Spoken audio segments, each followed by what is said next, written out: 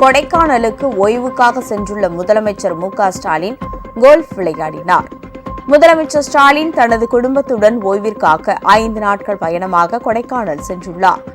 பாம்பார்புரம் பகுதியில் உள்ள தனியார் நட்சத்திர விடுதியில் தங்கியுள்ள முதல்வர் மாலை வேளையில் பசுமை பள்ளத்தாக்கு அருகே உள்ள கோல்ஃப் மைதானத்திற்கு சென்று கோல்ஃப் விளையாடினார்.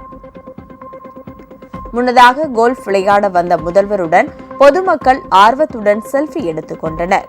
இதனிடையே கொடைக்கானலில் 3000 ஆண்டு பழமை வாய்ந்த பூம்பாறை குழந்தை வேலப்பர் கோவிலில் முதல்வர் ஸ்டாலினின் மனைவி துர்கா ஸ்டாலின் சுவாமி தரிசனம் செய்தார். பொதுமக்கள் மற்றும் ஊர் முக்கியஸ்தர்கள் அவருக்கு உற்சாக வரவேற்பு அளித்தனர். தொடர்ந்து கோவிலையும் அவர் சுற்றி பார்த்தார். உங்கள் ராஜ் நியூஸ் தொலைக்காட்சியில் திங்கள் முதல் வெள்ளி வரை தினந்தோறும் பிற்பகல் 2 மணிக்கு உங்கள் பகுதியில் உள்ள குறைகளை நேரலையில் தெரிவிக்கும் புகார் பெட்டி நிகழ்ச்சி. பங்கு பெறுங்கள், பயனடையுங்கள், காணத் தவறாதீர்கள்.